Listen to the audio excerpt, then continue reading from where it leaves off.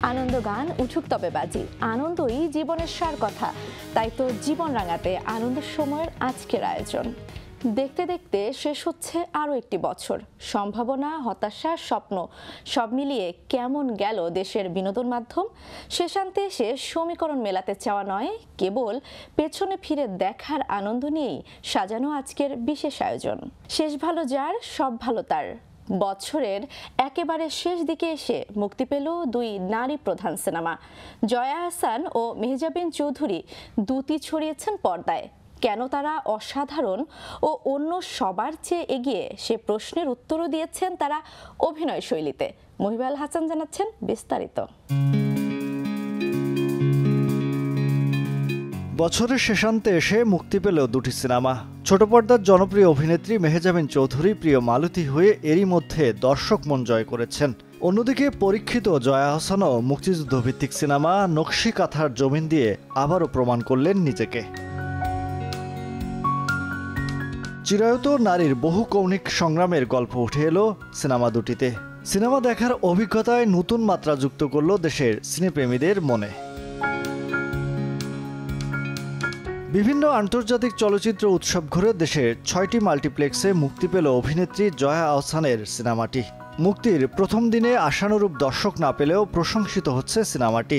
কথা সাহিত্যিক হাসান আজিজুল হকের বিধবাদের কথা গল্প অবলম্বনে মুক্তিযুদ্ধের নির্মম চিত্র পর্দায় তুলে ধরেছেন নির্মাতা আকরাম খান। সিনেমাটি দেখে সত্যি বলতে আমি অর্ধেক সময় পুরো কাঁদছিলাম। প্রত্যেকটা সিনের মধ্যে একটা স্টোরি বলা আছে। সাধারণ পাবলিকের লাইফগুলা যেভাবে ডিপেন্ডেন্ট ছিল যুদ্ধের উপর, ওইটা দেখা গেছে। যারা 1971 সাল দেখেছেন এটা তাদেরও ভালো লাগবে, এবং যারা দেখেনি ধরেন আমাদের প্রজন্ম, তাদেরও খুব ভালো লাগবে। অন্যদিকে মুক্তির দ্বিতীয় সপ্তাহে প্রিয় মালতী এখনও আলোচনার কেন্দ্রে। উচ্ছ্বসিত দর্শকরা মেহজাবিনের অভিনয় শৈলীর প্রশংসা করলেন অকপটে। অসাধারণ লেগেছে আজকের সিনেমাটি, এবং মেহজাবিন চৌধুরীর অভিনয় আমি এমনিতেই ভক্ত। মেহজাবিনকে আমার ছোট পর্দা সিনেমা করতো, তো ওনাকে প্রথম থেকে ভালো লাগতো। তো ওনার প্রথম মুভিটা আমার সিনেমা হলে আসা দেখার একটা আনন্দটাই আলাদা। তাই সবাইকে নিয়ে আসলাম এখানে। ওই তো ছোট থেকে মেহেজের আপুকে চিনি, তো এই জন্য ওনার এই ছবিটা দেখার জন্য আসছি সবাই মিলে। ভিন্ন ধারার নির্মাণ এবং গল্পের এই সিনেমা দুটি দিয়েই শেষ হচ্ছে 2024। নতুন বছরে এমন ধারা অব্যাহত থাকবে, এমনটাই প্রত্যাশা সিনেমা সংশ্লিষ্টদের। মহিব আল হাসান, সময় সংবাদ, ঢাকা। হলে যখন দুই সিনেমা, ওটিটিতে তখন মুক্তির অপেক্ষায় রায়হান রাফির ওয়েব সিরিজ ব্ল্যাক মানি। বহুদিন পর অ্যাকশন হিরো রুবেল ফিরছেন অভিনয়ে, সাথে পূজা চেরি। সব মিলিয়ে নতুন ধামাকা। প্রিমিয়ার শো শেষে দর্শকরা এরই মধ্যে দিয়েছেন উচ্ছ্বসিত অভিব্যক্তি।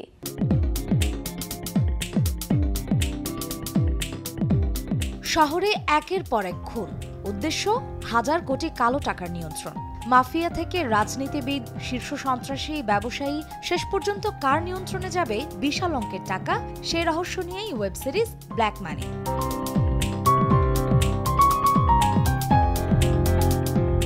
লড়াকু চিত্রনায়ক রুবেল আর আবেদনময়ী নায়িকা পূজা চেরিকে নিয়ে রায়হান রাফি নির্মাণ করেছেন তার প্রথম ওয়েব সিরিজ। মুক্তির আগেই দর্শক আগ্রহের কেন্দ্রে সিরিজটি।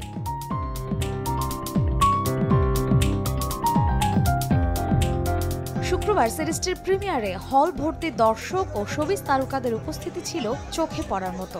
সিরিজটা দেখে আমার কাছে মনে হচ্ছে আমি একটা সিনেমাই দেখেছি। বঙ্গতে ব্ল্যাক মানি যারা যারা দেখবে তারা ডেফিনেটলি হাসবে এবং প্রপার এন্টারটেইনমেন্ট পাবে। এদিকে ওয়েব সিরিজ নিয়ে উচ্ছ্বাসের পাশাপাশি ভক্তদের অগ্রিম সুখবর জানালেন নির্মাতা। ব্যাক টু ব্যাক 3টা কোরবানিতে হ্যাটট্রিক করলাম আপনাদের দোয়ায়, দর্শকদের দোয়ায়। তো এবার হ্যাটট্রিকের পরে সিনেমা, এটা একটা টেনশন। তো এবার আরেকটা ব্লকবাস্টার দিতে হবে। তো আশা করি ইনশাল্লাহ নেক্সট কোরবানিতে আমি বানাচ্ছি কিছু একটা, সেটা এখনো গোপন, আমি খুব তাড়াতাড়ি ঘোষণা দিব। নেক্সট কোরবানিতে ইনশাল্লাহ আমার ছবি দেখতে হবে। এছাড়া ইন্তেখাব দিনার, সালাউদ্দিন লাভলু, পাভেল সহ অনেককেই দেখা যাবে সিরিজটিতে। জানুয়ারির প্রথম সপ্তাহে মুক্তি পাবে ব্ল্যাক মানি। মার্জিয়া শ্রেয়া, সময় সংবাদ, ঢাকা।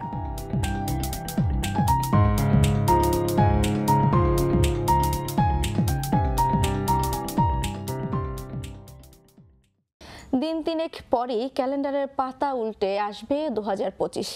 চলছে শেষ সময়ের হিসেব নিকেশ। নানা সংকটেও ভালোভাবেই 24 পার করলো ঢাকাই সিনেমা ইন্ডাস্ট্রি। আমদানির সিনেমা বাদে বছর জুড়ে মুক্তি পেয়েছে 53টি সিনেমা। গত বছরের তুলনায় সিনেমা মুক্তির সংখ্যা বাড়লেও ব্যবসায়িক সফলতা পেয়েছে হাতে গোনা কয়েকটি। বিস্তারিত নিয়াজ শুভর রিপোর্টে। শুরুটা হয়েছিল মেহেদী হাসানের শেষ বাজি ধরে, আর শেষটা আকরাম খানের নকশিকাঁথার জমিনে। রহস্য, রোমান্স, অ্যাকশন, ইতিহাস নির্ভর বছর জুড়ে সব ধারার সিনেমার স্বাদ পেয়েছেন দর্শক। চলতি বছরের সবচেয়ে ব্যবসা সফল সিনেমা সুপারস্টার শাকিবের তুফান। দুর্দান্ত নির্মাণশৈলী সঙ্গে জনপ্রিয় গান রীতিমতো শোরগোল ফেলে দিয়েছিলেন রায়হান রাফি। বিদায়ী বছরে রাজকুমার ও দরদ দিয়েও পর্দায় আগ্রহ ফিরিয়েছেন শাকিব। পাশাপাশি ভিন্নধর্মী গল্পের জন্য আলোচনায় ছিল দেয়ালের দেশ। বাংলাদেশেও যে টানটান উত্তেজনার গল্প নির্ভর সিনেমা বানানো যায় সেই প্রমাণ দেয় ওমর। একই সময়ে মুক্তিপ্রাপ্ত কাজল রেখা সিনেমাটিও ব্যাপক প্রশংসিত হয়েছে। বছরের শেষে চমক দিয়ে মুক্তি পায় মোস্তফা সরোয়ার ফারুকীর রাজনৈতিক বিদ্রুপধর্মী সিনেমা 840। তারকাবহুল সিনেমাটি সেভাবে সাড়া না ফেললেও অভিষেক সিনেমা প্রিয় মালতী দিয়ে প্রশংসা কুড়াচ্ছেন মেহেজাবিন চৌধুরী। বিদায়ী বছরে বাংলা সিনেমার অবস্থা ভালো মন্দে পার হলেও নতুন বছরে সুসময় আসবে প্রত্যাশা সিনেমা সংশ্লিষ্টদের। নিয়াজ শুভ, সময় সংবাদ, ঢাকা। সঙ্গ নিঃসঙ্গময় এক জীবনে গান যতটা সঙ্গ দেয় মানুষকে, আর কে দেয় ততটা? আর কে পারে এত প্রবলভাবে রক্তে প্রতিবাদ, মনে প্রেমের অনুভূতি জাগাতে? সুরের মাঝে ডুবে থেকে সঙ্গীতময় একটি বছর পার করতে যাচ্ছে দেশের শ্রোতামহল। বছর জুড়ে শিল্পের অন্য মাধ্যমগুলোতে ভাটা পড়লেও গানে ছিল পূর্ণ জোয়ার। 2024 যেন এক সঙ্গীতময় বছর। বরাবরের মতোই সিনেমার গানের পাশাপাশি নতুন করে আলোচনায় এসেছে র‍্যাপ, ফোক আর ব্যান্ড সঙ্গীত। আন্দোলন সংগ্রামের মাঝে তৈরি হয়েছে একের পর এক নতুন সুর। বুলেটে বিধ্বস্ত বুক, সামনে অনিশ্চিত যাত্রা। ঠিক সে সময় তরুণ গায়িকা পারসা মাহজাবিনের গাওয়া একটি প্রতিবাদী গান ছড়িয়ে পড়ে সামাজিক মাধ্যমে। মানুষের মনে জমে থাকা কথা ফুটিয়ে তোলায় পাল্টে যাওয়া পরিস্থিতিতে সামনে এসেছে র‍্যাপ গান। র‍্যাপার সেজানের কথা ক আর হান্নানের আওয়াজ উড়া ফিরেছে মুখে মুখে। তুফান সিনেমার লাগে উড়া ধুরা ও দুষ্ট কুকিল রীতিমতো ঝড় তুলেছে সঙ্গীতাঙ্গনে। ঝিমিয়ে পড়া পরিস্থিতিতে দর্শককে করেছে হলমুখী।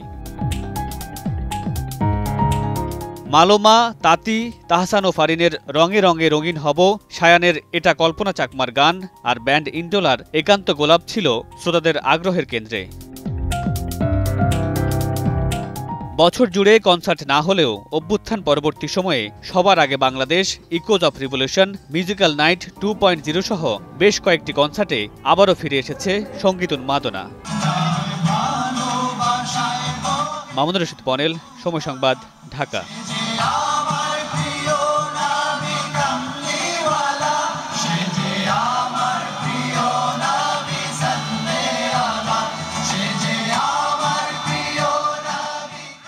চলতি বছরেও একের পর এক নির্মিত হয়েছে নাটক। কোনোটি হাসিয়েছে, কাঁদিয়েছে, নতুন অনুভূতি সঞ্চারিত করেছে। তবে বাঁধ ভাঙা পানির মতো নাটকের অতি উৎপাদনে কোনো কোনো ক্ষেত্রে দর্শকরা বিরক্তও হয়েছেন। তবুও গোটা বছর জুড়ে মানুষের বিনোদনের অন্যতম মাধ্যম ছিল নাটক। দর্শক আলোচনায় থাকা তেমন কয়েকটি নাটক নিয়ে আয়োজন সাজিয়েছেন রোজা চৌধুরী।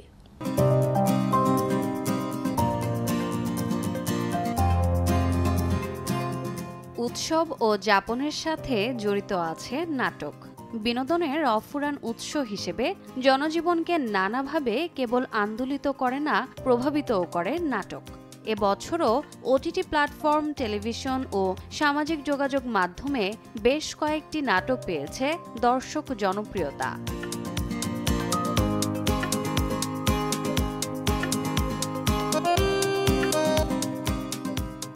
বুক পকেটের গল্প চলতি বছরের অন্যতম সেরা নাটক হিসেবে ছিল আলোচনায়। 1.5 ঘন্টার এই নাটকে 3 জুটির রোমান্টিক আভাস, হারানোর ভয় এবং অসাধারণ সংলাপ দর্শকের মন ছুঁয়েছে।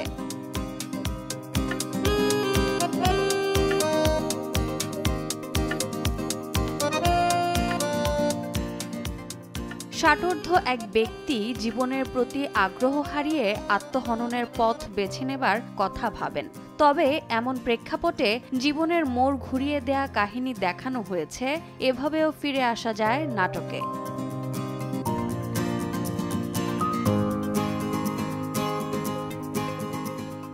নিঃসঙ্গতার কাব্যিক অনুভূতিময় এক আখ্যান। হতাশা ও গ্লানি থাকলেও কত কিছুর জন্যই তো বেঁচে থাকা যায়, নিজেকে খুঁজে পাওয়া যায়। নাটকটিতে এসব বিষয় এসেছে অসাধারণ নির্মাণে।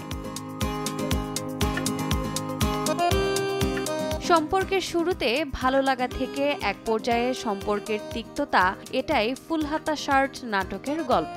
এই নাটকে ইয়াশ রোহান ও সাদিয়া আইমানের অভিনয় ছিল সাবলীল।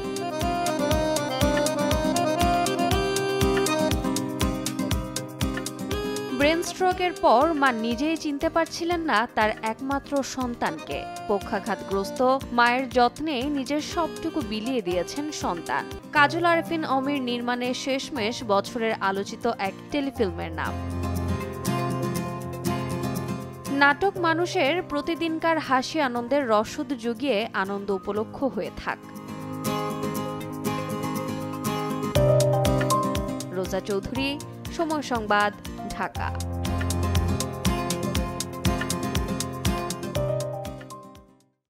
এই ছিল আনন্দ সময়ের আজকের বিশেষ আয়োজন। সঙ্গে থাকুন সময়ের।